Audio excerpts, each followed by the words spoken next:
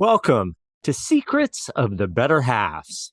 This is your out-of-context soundbite. We were walking like the living dead back to the hotel room. How do you survive emotionally and mentally that moment? I'm Dan Mulhern. I'm Debbie Phillips. And I'm Markos Kounalakis. Welcome to Secrets of the Better Halves, the podcast where partners explore how they handle the power and pressure of their dynamic relationships. So Markos and Debbie, I've been thinking about our origin story, where the heck this whole thing started, and where and when. You know, I think it was November 7th. It was definitely a Tuesday night. It was definitely in an election cycle. 2016. And we were in New York City. Yeah, it was a couple of blocks from the Javits Center. Those of us who were experiencing that campaign friends and family celebration preparation, election watch evening, were able to have a couple of stiff drinks before we headed into the mass celebration and preparation for what was going to be the breaking of the final glass ceiling in the United States. It was packed with literally thousands of people. Because you can sense the energy here at Javits Center in New York City. We had thousands of people pouring in for what we hope is going to be a celebration tonight of the first woman president of the United States.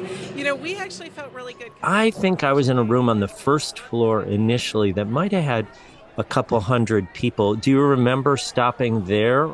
Oh, yeah. I think it was a little higher, but it wasn't the rooftop. And walking through, you know, the security and the checks and a lot of the folks who were in the campaign. John Podesta was there, Neera Tanden, and a number of others. Hillary Rodham Clinton, her soon-to-be anointing, her celebration of was about to happen. And I don't know about you, but somehow I ended up in an elevator. I was being shepherded around as usual, didn't know what the hell I was doing or where I was going. But Jennifer, my wife, Jennifer Granholm, grabbed me by the arm and said, "Come on, babe, we're going upstairs." So we got in an elevator and now we're on the rooftop. Oh, please tell the rooftop story. It's my favorite one.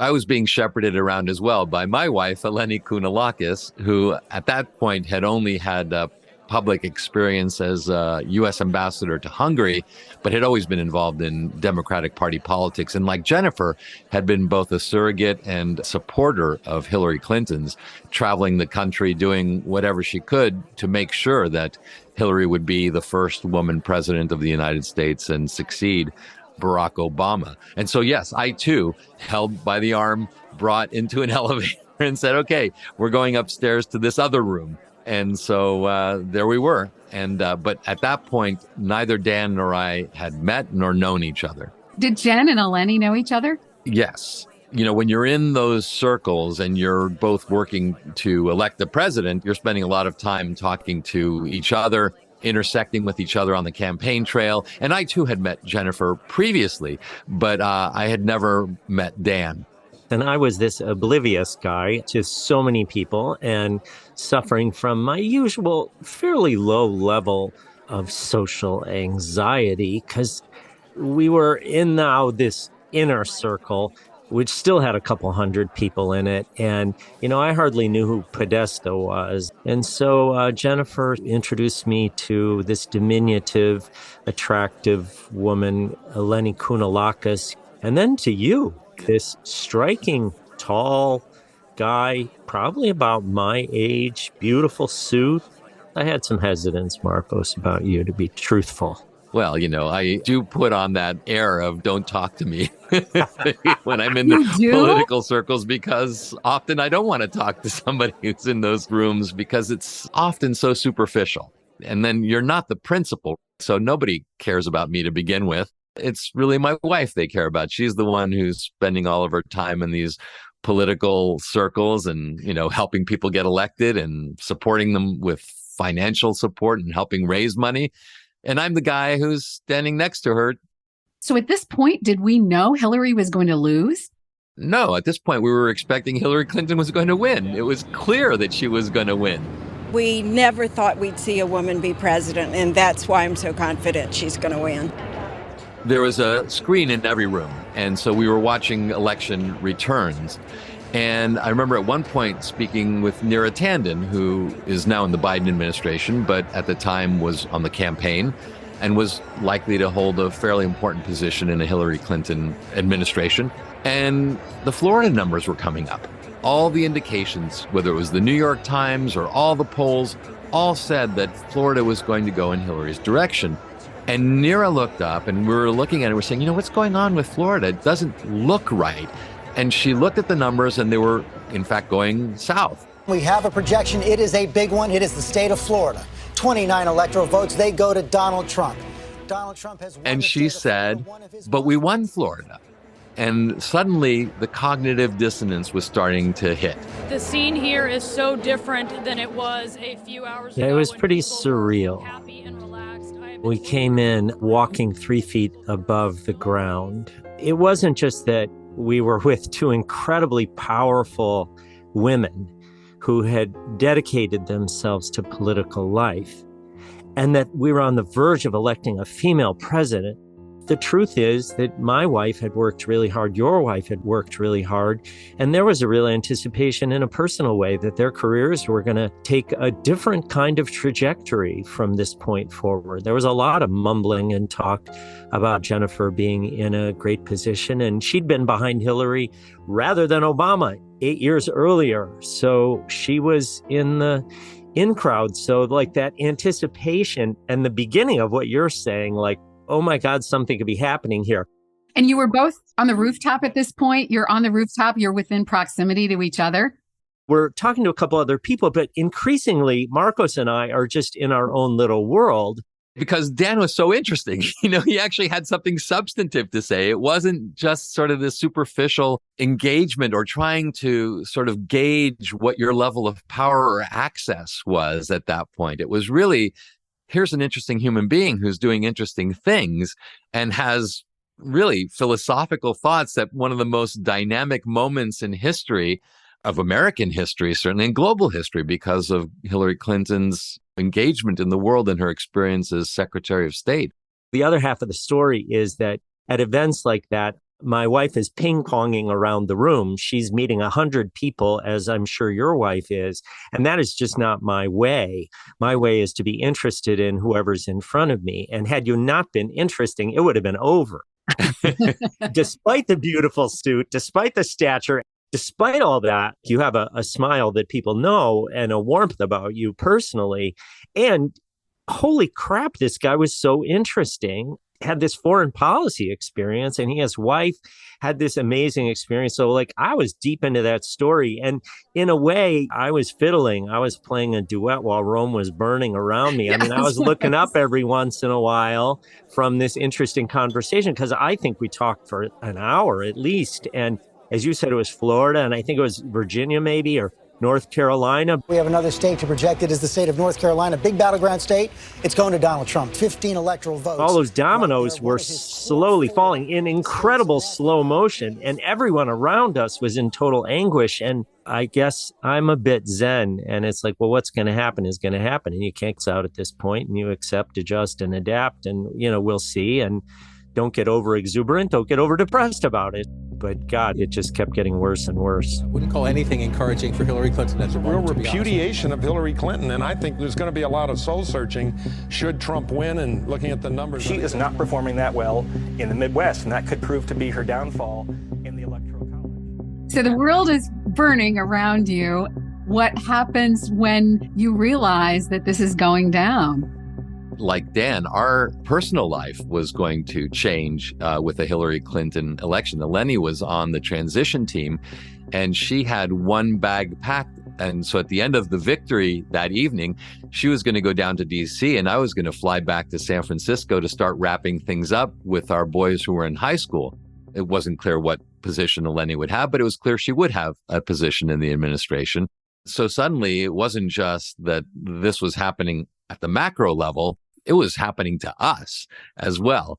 And as with Dan, when I go to these things, Eleni and I really just split up, because I've heard her stories multiple times and her narrative, and they're interesting, but they're interesting maybe the first 100 times, to me. So here we are separated, and finally we find each other clearly like-minded. Dan is teaching at Berkeley, my alma mater, and I'm over at Stanford in a think tank. And so we have an academic interest in each other. He's telling me about dyads and how partnership and leadership works. And despite this world that is collapsing all around us, we are in this little conversational bubble, pretty intense, because regardless of how intensive everything is around us, we're clearly into what each other's interests are and what our work is.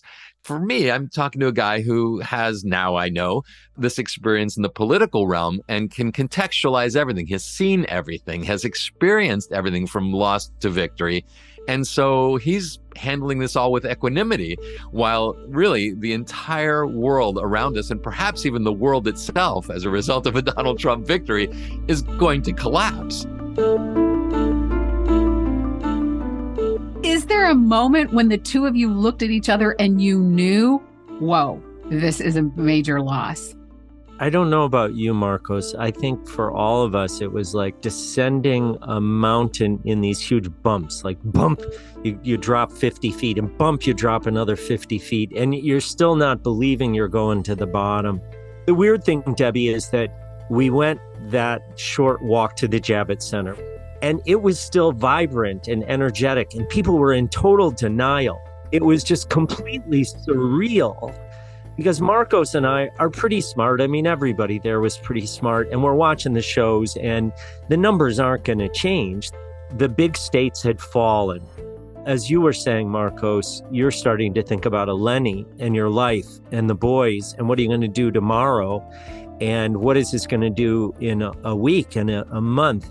And even as we're retelling this story, my stomach is knotting up just thinking about Jennifer, because by this point in my life, she had served 2 terms as governor. We'd been through a lot, and we'd been out of active politics 6 years at this point. So we both had our own lives. But I knew this was just another huge upset and defeat for her, and it was really harsh. And how were each of them going through? And as a better half, what did you do? While we're still on the rooftop, I think denial and sort of expectation had kept at bay sort of the worst imaginations until we went to the Javits Center and things really started going south. There was this incredulity because everything we'd seen, everything we'd heard was indicating that we were heading towards victory. And yet, as Dan puts it, you can't argue with the numbers.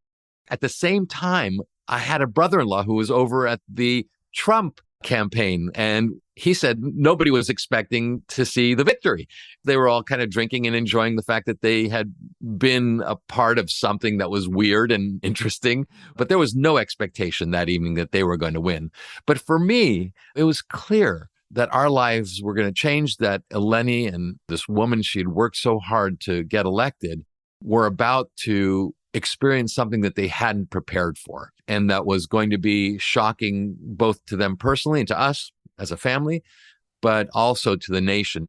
Great uncertainty, some fear, and an unpreparedness.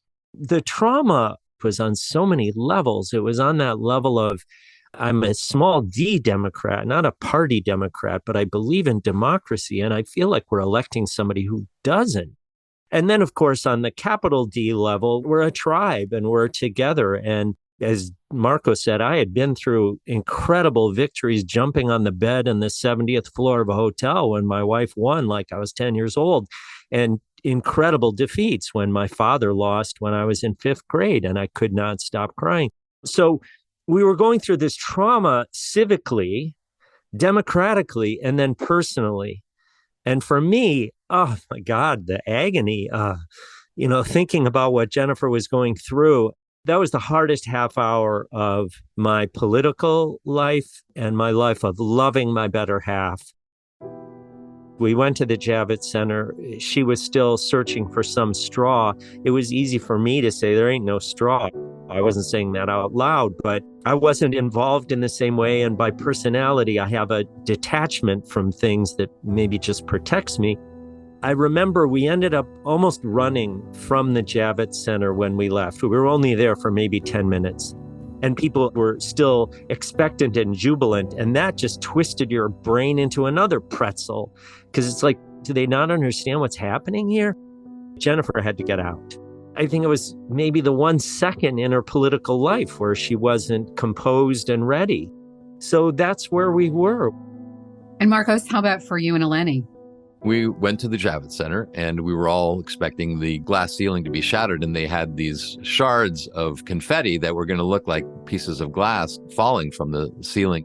We get to the floor and the numbers are still coming in and they're all looking bad. And our boys are calling from San Francisco because we had told them, look, Hillary's going to win. We're going to be moving, whether it's Washington, D.C. or overseas to another posting. Just get ready. And they're crying on the phone because they would ask, what happens if Donald Trump wins? It'll be a disaster. He's not going to win. And so we had basically lied to our kids. We said that he was not going to win in no uncertain terms because we too believed everything we had seen and read and were convinced. Eleni was texting with John Podesta saying, look, it's not looking good and people are waiting here. You got to come on out. You've got to say something to everyone who's out here. And eventually John did. He came out and said, look, it's getting late. Everybody should get some sleep. We'll have more to say tomorrow. And within the next hour, Hillary had called Donald Trump and conceded the election. I've just received a call from Secretary Clinton. The minute John came out, we got out of there as quickly as possible, and we're changing our flights on the way to the hotel because we wanted to get home to our kids. We told them they didn't have to go to school the next day. They were expecting to change schools. This is an 8th grader and a freshman in high school, and you're already talking about wrenching them from their daily routines and lives, and suddenly you're staying exactly where you are, and life was not going to be as different as it was, except for on the macro level and on a personal level and in the civic level. I'm smiling about it now because I almost see how crazy that thinking was, but it was, without question, one of the most traumatic experiences of our lives. What happened when you got back to your hotels? What was that like? What was it like? Were you comforting your spouse? Were you both wringing your hands in despair? What was going on in the hotel room? Dan, why don't you go first? It was just overwhelming. To be honest, almost impossible to deal with together. Jennifer had to go to her own coping mechanisms. She's not a crier, so she wasn't going to cry. She's not a rager, so she wasn't going to throw things against a wall. She's the kind of person I think you want leading a country or a state in crisis because she's able to contain that. So there was kind of for me, a helplessness and a hopelessness of, oh my God, my best friend's getting broken and there's nothing I can do, just but be here. What does your better half need in that moment? Space, I think. And I don't think she wanted a hug. I don't think I gave her a hug. I'm sure there was physical touch. I don't remember every moment. I remember it more as an impressionistic painting, a painting of sort of a hand on the back just to ground and steady her, but no magic pills. Markos, take us into your hotel room with Eleni. Everything was falling apart. Eleni's tendency is to figure out what to do next. Immediately in crisis, figure out what the solution is, what the next step is, how to pivot from this for a positive outcome of any type. My tendency is to fall onto perspective, historic perspective, grand context, and ask the big questions. Can we survive 4 years of Donald Trump? Will the world blow up because of thermonuclear warfare? And really analytically, because that's my comfort zone, is how do I then survive this emotionally intense, destructive moment? Does that work for Eleni? Does she need something else or does she need the perspective in that moment? I think she needs everything, at that moment. And so there was hugging and hand holding the whole way back. I mean, we were walking like the living dead back to the hotel room. In many ways, there was nothing to say until we got to the room and we were turning on the TV and actually witnessing this Donald Trump pseudo-victory, astonished moment of him and his family coming out on the balcony of a hotel. And just really, it kept hitting home. And we just kept thinking, we've got to go home. But then again, how do you survive emotionally and mentally that moment? I go right into perspective and historic precedent, and she's thinking, okay, what do we do next? We heard what you were able to do with both of them. Is it too far-fetched to consider? Were they able to meet you where you needed some support? Yes, completely. The burden and the beauty of the role is that you submerge your ego and your needs an awful lot of the time to be there for your partner. The immediate memory that comes to mind is my father's death. And I was going to write the eulogy. I had writer's block. I was in a complete knot, and Jennifer was there for me. What about for you, Markos? Was there any affection on her part or need on your part that she was taking care of or could take care of? Not really. And as with you, this was so much her trauma. And I felt it more for the nation and for my kids and for her. But I think this was not her moment to comfort me. I have some of my most lucid moments during crises. And having been in critical situations so many times as a foreign correspondent, that is a moment of clarity and of calm for me, even though everything is falling apart all around me. So I didn't need anything really, and she knew it. So you're back in your hotel rooms. Did either one of you think of the other? So I did. I thought, some good always comes out of these tragedies and traumas. And one of the good things that happened was I met this interesting guy who has a much deeper experience within these political circles and within these political environments, and clearly has had to learn how to cope within the ups and downs of this world. And by the way, he only lives across the Bay Bridge from me. So, I had his number. I was going to follow up. We exchanged, I think it was emails. And sure enough, later on, we did. And not too shortly after that entire tragedy of that November night. And Dan, how was it for you when you were back in your hotel room? Were you thinking any about Markos, or when did you think about Markos next? I'm so people-centered that I always think about people. So, if Jennifer and I come back from an event, say a National Governors Association event, she's going to have 5 policy ideas, and I'm going to have 2 good friends.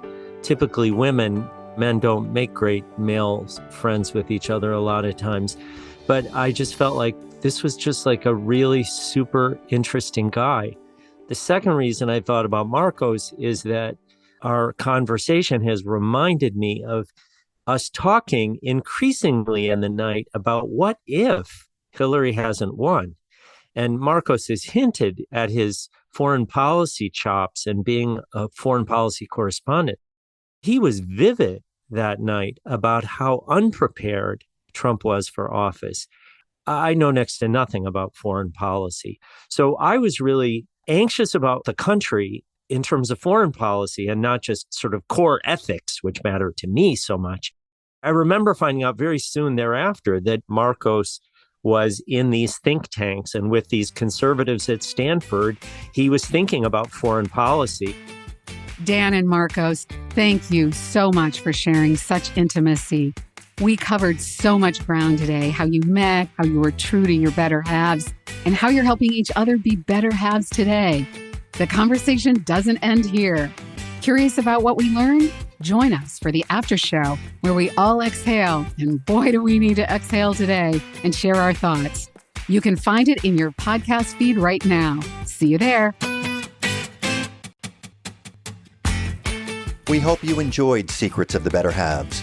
We invite you to go to Apple Podcasts and leave an honest 5-star rating and write a positive review. On Spotify, click the 3 dots and rate the show. It'll help more people like you find us. And wherever you're listening, click the follow button so you never miss an episode.